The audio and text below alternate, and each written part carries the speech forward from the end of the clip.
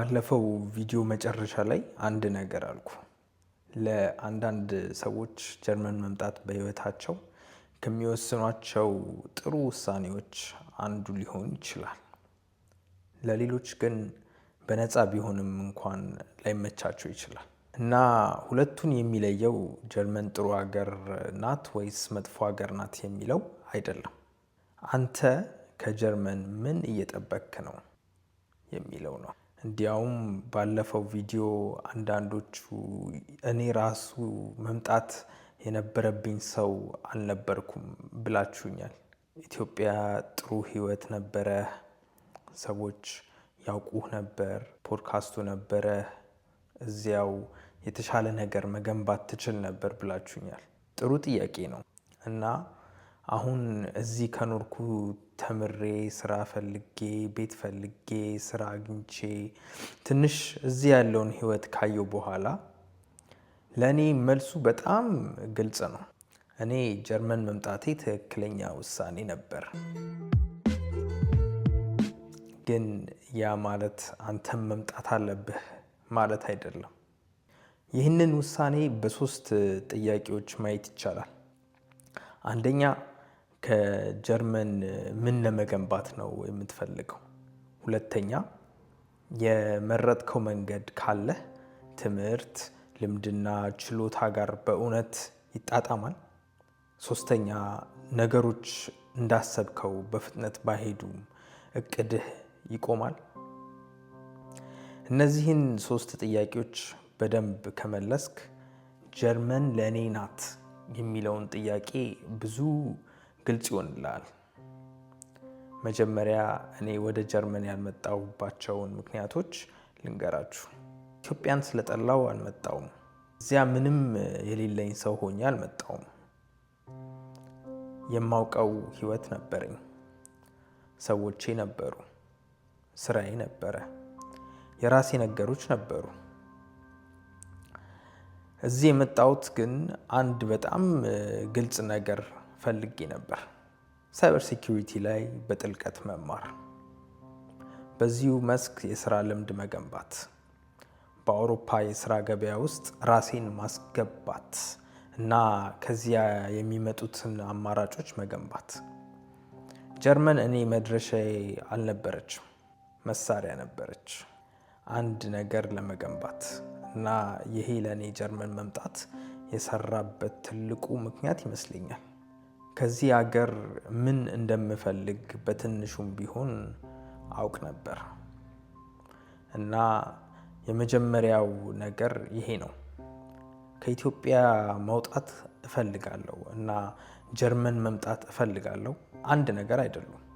ይህንን በጣም ግልጽ ላድርገው። ኢትዮጵያ ውስጥ ሰው መውጣት እንዲፈልግ የሚያደርጉ በጣም እውነተኛ ችግሮች አሉ። ገንዘብ፣ ስራ፣ ደህንነት፣ የወደፊት እድል፣ ብዙ ነገሮች አሉ። እነዚህን አሳንሼ አልናገርም፣ ግን ከአንድ ቦታ መውጣት መፈለግ ብቻ የምትሄድበትን ቦታ ጥሩ አያደርገው። ከምን እየሸሸህ ነው ብቻ ሳይሆን ወዴት እየሄድክ ነው? ለምን? ያ ጥያቄ አለ። ምክንያቱም እዚህ ስትመጣ አንድ ነገር በጣም ፈጦ ትረዳለህ። ህይወትህን ትቀይራለህ፣ ግን አንተን ይዘው ነው የምትመጣው። አየር ማረፊያ ላይ ስትወርድ አዲስ ሰው አትሆንም። ያለህ ዲሲፕሊን ይመጣል፣ ያለህ ፍርሃት ይመጣል፣ ያለህ ልምድ ይመጣል፣ ያለህ የስራ አመለካከት ይመጣል። ልዩነቱ አሁን እነዚህን ሁሉ በማታውቀው ቦታ ውስጥ የምታስተዳድራቸው ይሆናሉ። እዚህ ላይ ግን ሌላ ስህተት አለ። ጀርመን መምጣት እፈልጋለሁ ማለት ራሱ እቅድ አይደለም። በምን መንገድ? በእንግሊዝኛ ማስተርስ፣ በጀርመንኛ ዲግሪ፣ በቀጥታ ስራ፣ በአውስቢልዱንግ ወይስ እስካሁን በትክክል አታውቀው? ማስተርስ እሰራለሁ የሚለውም ገና ሰፊ ነው። የትኛው ፕሮግራም ምን ይጠይቃል? ያለህ ዲግሪና ልምድ ይጣጣማል? ከተመረክ በኋላ ወደ ምን ስራ ያመራሃል? 3 ተጨባጭ ፕሮግራሞችን ወይም ስራዎችን አይተህ መስፈርታቸውን ማወቅ ስለ ጀርመን መጥቶ አጠቃላይ ቪዲዮዎችን ከማየት የበለጠ ዋጋ አለው። እና ጀርመንን ከምን ጋር እያወዳደርክ ነው? ከሌላ ሀገር ኢትዮጵያ ውስጥ 6 ወር ተጨማሪ ልምድ ከመገንባት፣ በቀጥታ ስራ ከመፈለግ፣ ወይስ ጀርመንን ብቻ እንደ አንድ አማራጭ ሳይሆን እንደ ብቸኛ መልስ ነው ያየኸው? ውሳኔ ማለት አንድ ነገር መውደድ ብቻ አይደለም። ከሚቻሉት አማራጮች ጋር አወዳድረህ መምረጥ ነው። እና ይሄ ወደ ሁለተኛው ነገር ያመጣኛል። ጀርመን መምጣት ካሰብክ እንደገና ከታች ለመጀመር ዝግጁ ነህ? እኔ ኢትዮጵያ የማውቀው ቦታ ውስጥ ነበርኩ። እዚህ ስመጣ ግን በብዙ ነገር እንደ አዲስ ነው የጀመርኩት። ማንም አያውቀኝም። ቋንቋውን በደንብ አላውቅም። ስርዓቱንም አላውቅም። ቤት እንዴት እንደሚፈለግ አላውቅም። የትኛው ወረቀት የት እንደሚሄድ አላውቅም። የስራ ገበያውን አላውቅም። አንዳንድ ጊዜ የ28 የ29 ዓመት ሰው ሆነ ትንሽ ልጅ የሆንክ ይመስላል። ይሄ እንዴት ነው? ይሄን የት ነው የማደርገው?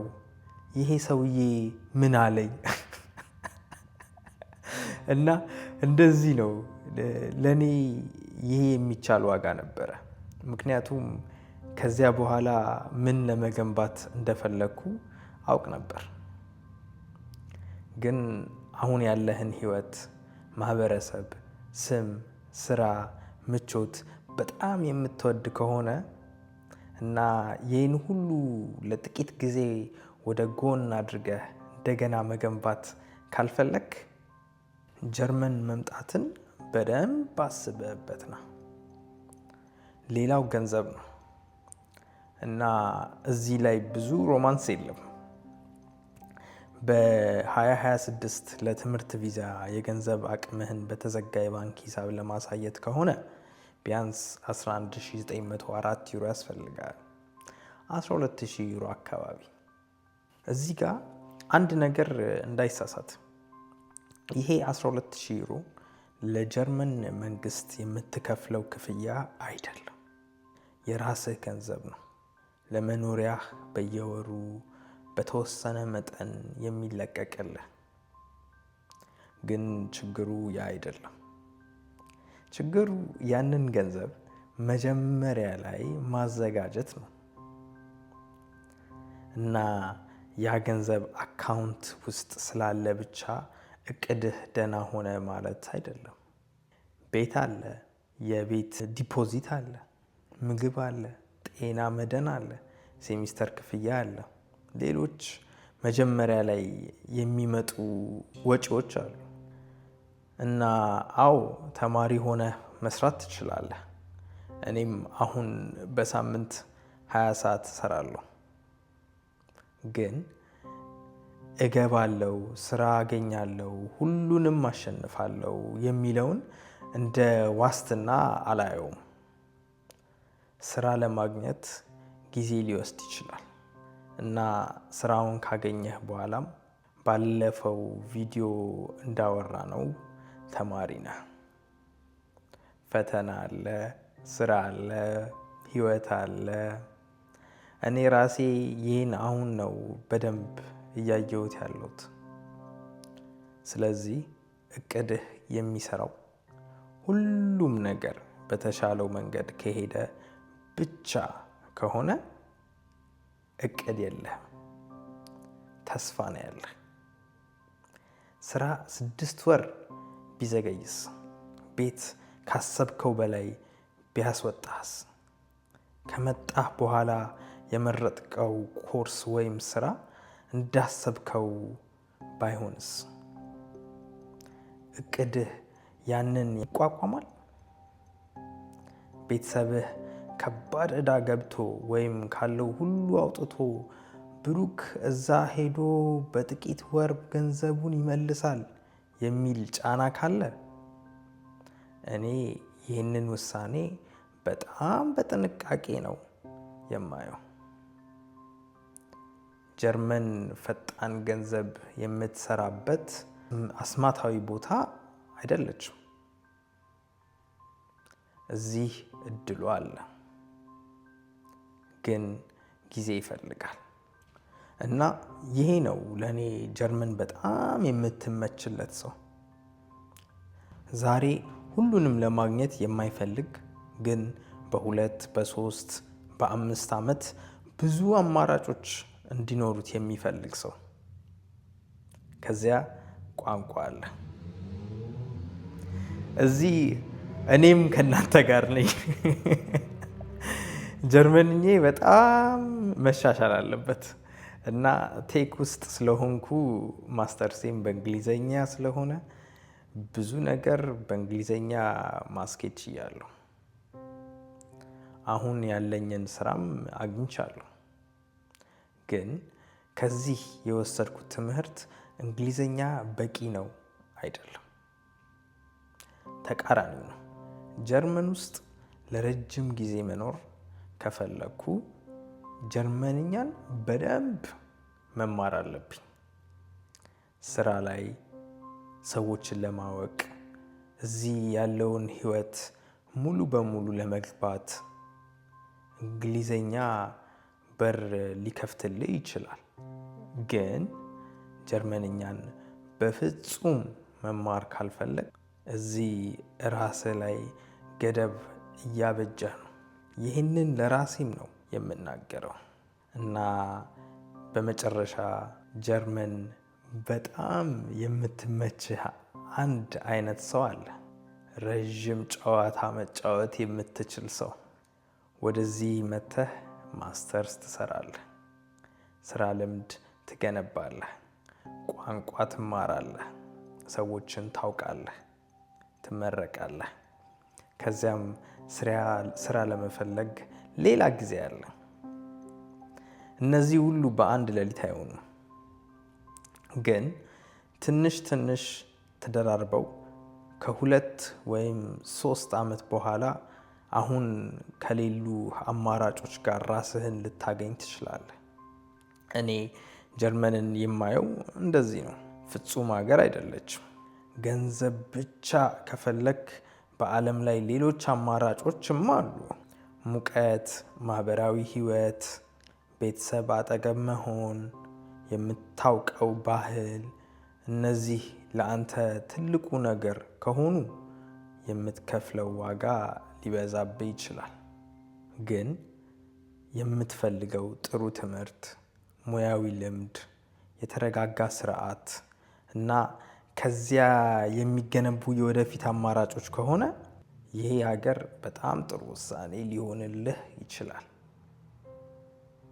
ስለዚህ ማን ጀርመን መምጣት የለበትም ብትሉኝ እኔ እንዲህ ነው የምለው። ጀርመን ህይወትህን እንድታድንልህ የምትጠብቅ ከሆነ አስበህበት።